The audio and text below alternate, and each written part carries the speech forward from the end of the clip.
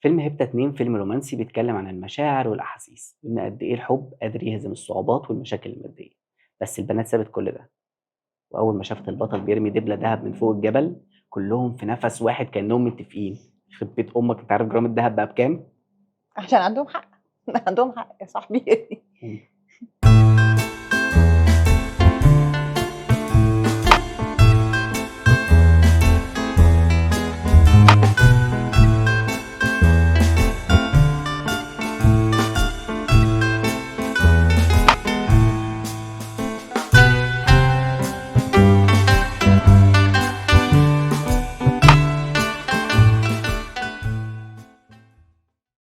فيلم هيبتا 2 من إخراج هادي الباجوري وتأليف محمد صادق ومحمد جلال وإشراف عام على الكتابة وائل حمدي.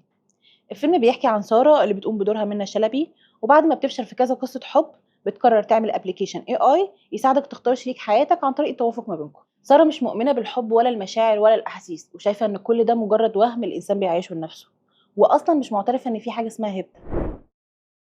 سارة بتحكي لنا عن 4 قصص حب فاشلة وهي بتبقى قصة من ضمنهم، وال4 قصص دول هي اللي شجعتها إنها تعمل الابلكيشن AI اللي بتساعدك تختار شريك حياتك عن طريق توافق ما بينكم مش عن طريق الحب والمشاعر.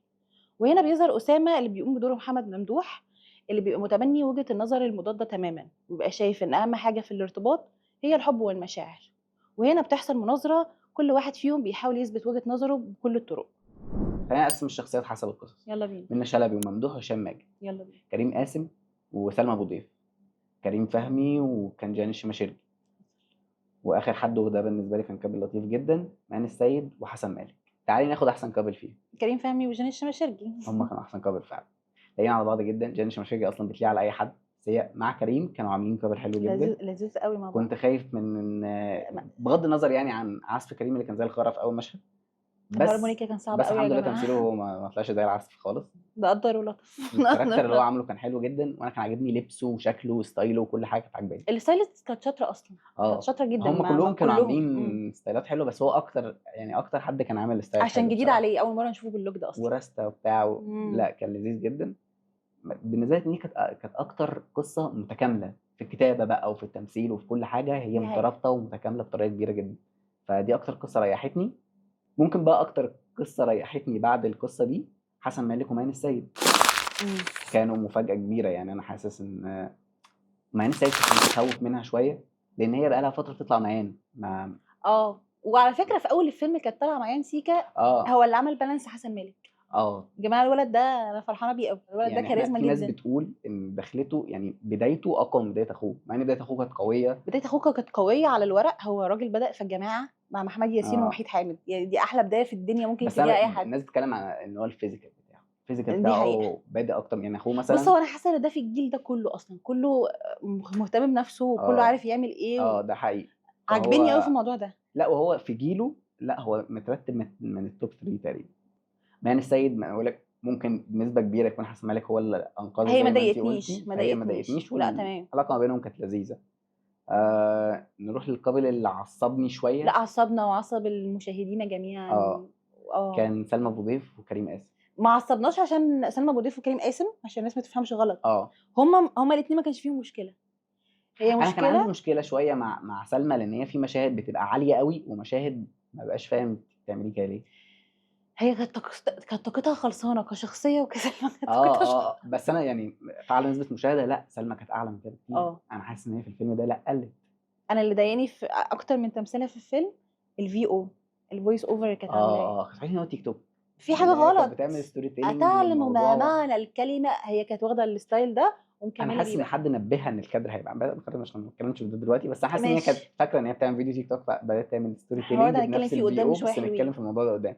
كريم قاسم الدور لذيذ جدا، عمله صح، استفزنا صح. لا انا طلعت من الفيلم مش طايقه. البنات كانت قاعده في السينما كل واحده بترزعه مفروسه منه، مش شخصناها معاه. والله العظيم مش شخصناها معاه، لان هو تقريبا جسد الشخصيه التوكسيك والزوج التوكسيك في حياه كل بنت وفي كل زوجه وكل حاجه. هو عمل كل يعني جمع كل مواصفات التكسكه حطها في نفسه. بس ما شاء الله الريد فلاج كان ماشي بيه على وشه كده. ايوه الشخصيه اللي بتبقى هي عارفه على راسها بطحه وكل مش عايزين نحرق، بس هي بيبقى على راسها بطحه بس في نفس الوقت. وده احنا حسيناه في السينما. البنات اللي كانت ورانا كل واحده فيهم قالت عليكم منت. كل واحده فعلت مع حاجه. ف وصل الدور صح وعمل اللي عليه ويشكر جدا. نروح بأهم قصة من القصص كلها، منة تمام. شلبي، ممدوح، وهشام ماجد. إمم. أنا كنت حاطط آمال كبيرة كبيرة كبيرة على القصة دي. أصل ال3 لوحدهم أي فيلم بيعملوه أو أي مسلسل بيعملوه هُم مش محتاجين حد معاهم. منة شلبي مش هتختلفي عليها، إمم. جميلة وعاملة الدور حلو. هي كفاية بس طلتها على الكاميرا كده. عسل يا جدعان. وأنا بحب منة عسل. شلبي، يعني منة شلبي من التوب 3 ممثلين في مصر، ما هي من التوب 3 عندي. top one أصلًا والله. أوكي حلو برضه. أنا بالنسبة لي الصدمة في حتة لوحدها يعني. كانت في ممدوح. إمم. ممدوح عنده كتير قوي، فإن هو يطلع بالطريقة دي تقريبا ده أوحش أداء شفته ليه في فيلم تقريبا من فترة كبيرة جدا. مش أوحش أداء بس ده مش محمد ممدوح. لا ده أوحش أداء. لا لو هنتفق ده يعني ممدوح بقاله آه. كام سنة. باحاول أدافع بس ما حاولي بس ممدوح بقاله كام سنة هو توب. أنت شفتي في ضي دخل كان نص ضيف ساعة، شرف. ضيف كان ضيف شرف شرف قلب شال لي الفيلم الفيلم. أنا شال بجد، الفيلم بالنسبة لي. حول لي الفيلم 180 درجة. حصل. فلما يكون فيلم هو مين فيه ويطلع كده، ممكن نحط المشكلة على المخرج. أنت لأ، هي معاك مش ممكن خامة. نحط المشكلة على هي المخرج، أكيد هي أكيد إن إحنا صح، حاطين المشكلة على المخرج. هي أكيد. أصل إحنا مجربين الراجل قبل كده في كذا حاجة، يعني يعني مش جايبين لك وجه جديد يعني. ده حقيقي. أنا كنت حاسس إن أداؤه مسرحي جدا، يعني الأداء فيه مسرح بطريقة مشهد كبيرة. المناظرة هو المشهد ده. إيه في إيه؟ إيه في إيه؟ لا يعني بنعمل مشهده ملك طول لير الفيلم 2 هو والّا إيه؟ واحد. مشهده طول الفيلم أنا مش حاسس بتغيير.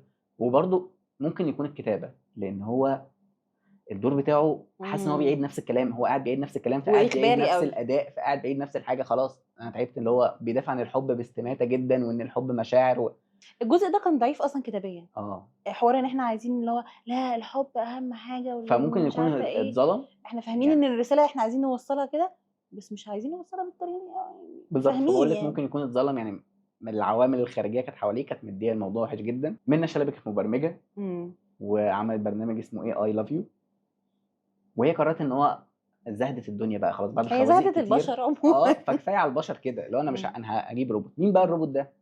أستاذ الapplication اللي هو هشام عملته ماجد. أستاذ هشام ماجد. إمم. وبصراحة بالنسبة لي هو ما كانش ضيف شرف. لأ، هو كان عادي، هو نفس مشاهد منة شلبي تقريبًا، هم تقريبًا ظهروا مع بعض في نفس المشاهد. لأ وهو كان معلّي الموضوع، يعني إمم. كان عامل AI حلو جدًا. أنا كنت باضحك معاه على الإفيهات الرخمة بتاعة الAI الروبوتية AI دي، آه. وكنت متفاعل معاه بطريقة كبيرة جدًا. في مشاهد حلوة ما بينهم، وأكتر مشهد عجبني ما بينهم مشهد الأسانسير، لمّا الأسانسير عطل بيها إمم. وحاول يهدّيها وقال لها أي كلام، وبعد كده رجع قال لها قالت له هوب، هو هوب، المشهد ده هوب، هوب. أوكي عشان ما نحرقش. يعني هوب. ماشي أوكي. المهم إن هو كان عامل AI لذيذ كده، اللي آه. هو حسيت إن في بنات في الحقيقة. مش كليشيه، مش اللي هو آه. مش الAI اللي إحنا بنتعامل يعني أنا شايف إن في معاه بنت مثلًا لو شافت AI زي هشام ماجد وبحلاوة هشام ماجد والكلام ده لأ والشكل يعني ولذاذته والكلام ده اللطيف أنا ده، هاحبه هي أنا. ممكن أنا شُفتِ حبيته يا أهو ده باشا. اللي أنا قصدي. ممكن بنت فعلًا ترتبط بيه عادي جدًا. أصل ليه لأ؟ أهو ليه لأ؟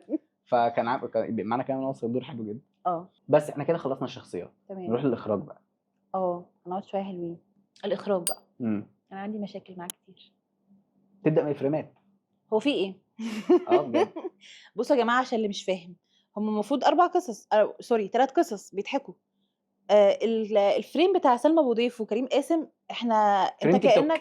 أنت كإنّك بتسكرول على التيك توك وأنت في frame ضيّق جدًا، تخيل بقى تشوف جدًا، الفريم ده، يعني لو في السينما إحنا الفريم مقبول. مش مقبول، مش مقبول مش هو مقبول. ضايقِك أنا جاب لي ضايقني ضيق في السينما. تنفُّس. أوكي هو ممكن يكون ده قصدهم إن هي كانت في العلاقة في القصة دي هي مخنوقة ماشي والكلام ده، بس ما فاهماك. وصلش.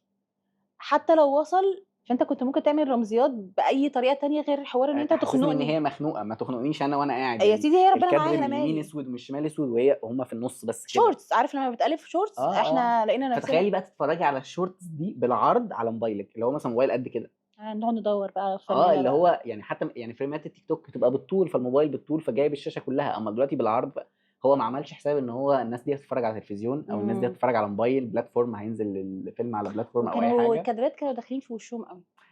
هادي الباجوري بيعمل كادرات حلوة. ما ليه؟ لإن هو برضه اختلفناش، بيعمل إعلانات حلوة، ما بيعمل حاجات. اختلفناش، أوكي. فأنت كادراتك حلوة، بس أنا بالنسبة لي الفريمات الضيّقة دي ما ورّتنيش حلاوة بُص أنا الكادرات. حاسة إن الموضوع ده كان محل جدال. في خناقة دارت. صح؟ ما يعني بين حاسة إن الموضوع ده وأنا هاعملها بقى. قلبت معاهم عِند، طب والله لا طب أعملها. والله لا أعملها. خلاص إن يا كل باشا. قصة فريم حسن مالك وميامي السيد كان أوسع شوية. الحمد لله فكنت ربنا رزقنا باعرف ووسع أتنفّس علينا. لمّا هُم بييجوا بس. وجيهان الشماشرجي وكريم فهمي كان كان عادي، عادي. كان عادي. كان في مشاهد. إحنا بما إننا إحنا لسه في الإخراج. ما أنا هاتكلم عن الإخراج، لا أنا مش هاطلع من الإخراج. ماشي. آآ مشهد المناظره، اللي احنا كنا لسه بنتكلم عليه. انا حاسس ان ده اهم مشهد في الفيلم. اكتر انا مشهد حاسس ان هو اخراجيا كان فيه مشاكل. اكتر مشهد كان كليشيه في الفيلم. يعني اخراجيا كان فيه مشاكل كبيره جدا. انا مش عارف ليه احنا عملناه هما كده. ليه الناس ما بقتش تسيب بعض تقاطع بعض يعني؟ ولو غلطنا عادي نكمل. يلا. لا مش احنا. اه يا باشا احنا بنكمل عادي، ايوه لو غلطنا احنا بنكمل عادي. انت قصدك الديبيت بقى. الديبيت اللي بيحصل ما بينهم ليه هو لا فعلا. مستنيها تخلص الكلام عشان اروح راملها قصف جبهة، وتروح هي مستنياه يخلص الكلام عشان تروح بصاله ومدياله هو ده ليه؟ يعني كتابيا كان غلط، بس واخراجيا كان زود غلط. عليه، يعني اخراجيا علق في الموضوع قوي. وانا مش انا بقول لك يعني هادي الباجوري بيعمل كادرات حلوه ليه، جدا. في اعلانات ليه صورتها بتطلع تحفه. بمناسبة الإخراج، مش حاسس إن كنا محتاجين حتة أغاني زيادة؟ لأن حتى الأغاني اللي كانت موجودة ما كملتش. بص، هو الميوزك ما ضايقتنيش، يعني ما كانتش اكبر مشاكلي. مش أكبر مشاكلي، بس الفيلم يحتمل. اه فيلم يحتمل، خصوصا إن أنت معاك أصلا بالفعل واحد شغال في المزيكا. لا، هو انا اكبر مشاكلي بقى في الاخراج بجد بجد بجد، ان انا كمخرج لو معايا واحد زي محمد ممدوح طالع لي بالمنظر ده في اهم مشهد الماستر سين، اللي هو مشهد الحكايه ذات نفسه، طالع لي بالسوق ده، وانا عارف محمد ممدوح يعرف يقدم ايه، طالع قدامي كده، انا المفروض ما اسكتش. أول تيك، انا المفروض ما أخدنا أول اسكتش. تيك. يعني انا قاعد ورا الشاشه بتفرج عليه وانا اللي بخرج. لا، ده مش محمد ممدوح اللي انا بشوفه في كل اعماله اللي قبل كده. نقعد بقى مع محمد ممدوح ونشوف انت ايه الدنيا، طب انت الورق مضايقك، الكلام مش عاجبك، تعالى نغيره. ده دوري كمخرج، مش دوري اللي انا اصوره بس. بص أنا مش عايزة أعمل مقارنة، بس ماجد الكدواني كان عامل مشاهد استثنائية في هبتة. كان الجملة تبقى عادية وهو ملحنها والراجل قالها بطريقة. ده حقيقي. هل ده كان كتابيا ولا أداء بس؟ واخراج. ما هي يعني توجيهات كان كلها. كتابة وإخراج وأداء. صح. ليه التلات ضلوع فجأة ضاعوا مننا في الجزء التاني ليه؟ بالظبط. يعني حاسة إن الإخراج لا أقل، بس الكتابة هو أقل. برضو مش عايزين نظلمه ان هو مش سيء أقل، مش خالص. أقل. بس يعني بالنسبه لي كان في علامات استفهام كتير وفي اسئله امم كتير لازم تتقال في الاخراج. تعالى نخش على السلبيات. يلا بينا. بمناسبة بقى المشهد بتاع المطرة اللي احنا كنا لسه بنتكلم عليه، جماعة منطقية المشهد ده من أوله، من أول الفيلم خالص فيه مشكلة كبيرة جدا. دلوقتي أنت لو رايح تحضر حفلة عمرو دياب، تمام، وايا كان مغني تاني طلع، وليكن تامر عاشور طلع من وسط الجمهور عشان يطلع يغني مع عمرو دياب، هنولع في عمرو دياب لا، بقى ندافع لعمرو دياب يا باشا. ونفكنا منه ونسقف لتامر عاشور. لا اكيد لا، تامر حسني. لا، وهنا بقى الموضوع اكتر ان في بيف ما بينهم، انا طالع على ضدك. لا، هم اول ما طلع محمد ممدوح هم تقريبا افتكروا ان هو محمد ممدوح بجد، وسقفوا له تسقيف. اللي هو يا اسطى، ما هي هو جاي يبيف مع الست دي اللي انتوا جايين تحضروا لها. صح. هو بقى ايه بقى طول الفيلم كده بقى، هي تقول حاجه هي، هو يقول حاجه هي، ايوه انتوا مع كليشيه مين؟ جدا بجد. انتوا مع مين؟ طب قسموهم. طب مساعد تاني يقف كده ويقول يا جماعه دول اللي هيسقفوا مع استاذ محمد ممدوح ودول دول هيسقفوا، هيسقفوا. لكن كلكم تسقفوا معاهم هما الاثنين؟ لا. لا، انا حاسس ان هو ماتش راب، فاهماني، اللي هو بيبقى واقفين وسخنوا بقى، حواليه وسخنوا جامد ويلا بقى. بقى وانا هقصف لك جبهتك، بس هم الفكره بس ان هم ما عملوش كلام الراب، يعني كانوا بيتكلموا عادي، عارفه لو كانوا بيتكلموا راب كان الموضوع يبقى اوقع. بمناسبة كلام الراب، اه كان في مشهد في الفيلم. ده برضو كان بشع جدا بجد. احنا كاسكندرانيه، انا اسكندراني، ما بنقعدش على البحر عندنا حتى لو اصلا الحته بتاعت ستانلي دي ما بتنزلش فيها غير لا، حتى لو يعني ده في الصيف، في بيحصل، الشتاء بتتقفل. في ناس بتقول ان ده بيحصل، كان معانا حد تالت في السينما وقال لي ان هو ده، لا يا جماعه ده اوكي مش انا بيحصل. عمري ما شفت موضوع بس الراب ده في يا حياتي جماعه، غير في في نسر السين، نسر السين. انا خالتي متوفيه، كان انا شايفه انا ان حاسس كان ان هو معمول اكتر، لو كان كان معمول اتعمل حلو كوميدي، اكتر. كان هيبقى احلى. اما انت عملتولي جد في الموضوع، بس يعني احنا دي بنقول في برضه من ناس ضمن بتحب الحاجات ده، يعني. خلاص، ما طالما في ناس عندها يا ريت تظهر لنا في الكومنت عشان ما اعرفش الناس دي فين، يا بس جماعه يعني البيف ده بيحصل، يعني البيف خش ده بيحصل. كلموني، خش كلموني كده عشان نفسي اشوف الموضوع ده حقيقي ولا لا.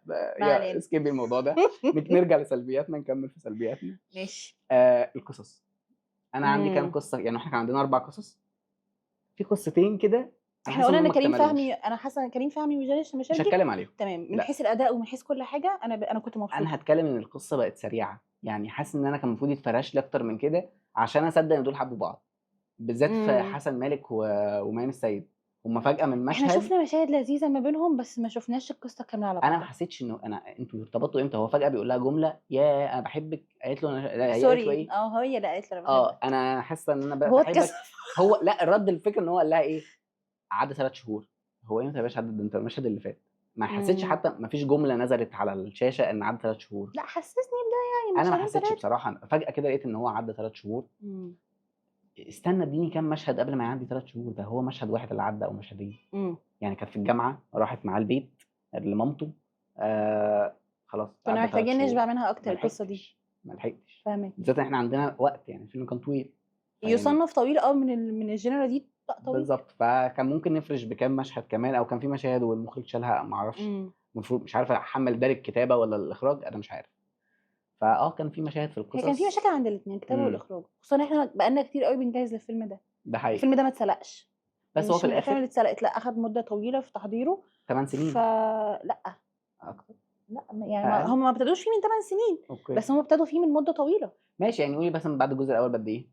ايا كان، المهم ان هو ما اتسلقش. ماشي اللي انا شفته ان في حاجات اتسلقت، بس ده اللي انا كان قصدي عليه، ان هو انا فاكر ماني مش سعيد كانت مسلسل بتصور في رمضان اسكندريه من يعني. السنه اللي فاتت تقريبا، الموضوع طيب ده ما ده قصدي، ان انت يعني ما اخد هنعتبر ان دي كانت البدايه، انت قدامك سنه بتعمل فيلم، مش كفايه؟ لا كفايه. بس كفايه ان احنا نعدل في ورق وكفايه. وانا شفت لقاء الاستاذ هادي بوجوري وهو بيتكلم في الموضوع ده، لا اللي هو اكتر حاجه اخذت منهم وقت الكتابه.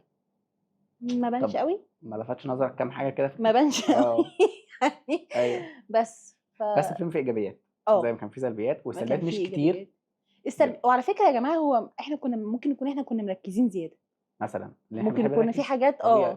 كنا في حاجات مثلا حد تاني ما خدش باله منها، عادي. الايجابيات بقى، خلينا نخش على الايجابيات. يلا بينا. هشام ماجد، اهم ايجابيه في الفيلم، لان هو كان ضيف شرف، بس يعتبر بطل بالنسبه لي. ده ظهوره مش كان ضيف شرف لذيذ قوي يا طبيعي. جماعه. وجوده كمان كان معلي مع منة شلبي بطريقه، في ميكس كده ما الراجل بينهم. ده ذكي ذكاء، الراجل ده ذكي ذكاء. اولا هو جه يوم تصوير، ده حقيقي. ان ما كانش بعت لهم الفيديوهات اصلا وهو قاعد في البيت اللي هو يعني. اختصر على نفسه كده، فتح موبايله وصور، خدوا بقى عشان تتابعوني. لا مشاهده كانت حلوه قوي. اه ايه تاني من الايجابيات؟ انا زي ما قلنا هشام ماجد هو اقوى ايجابيه. من الايجابيات برضه بتاعت المفاجاه، الفيلم، هشام ماجد كان مفاجاه، خلينا نقول هشام ماجد كان من اكتر المفاجآت. ده حقيقي. ما كناش حاطين لا هو امل خالص، هو احنا عظيم. اصلا ما كناش نعرف كبر دوره. لا ده حقيقي. فاهمني؟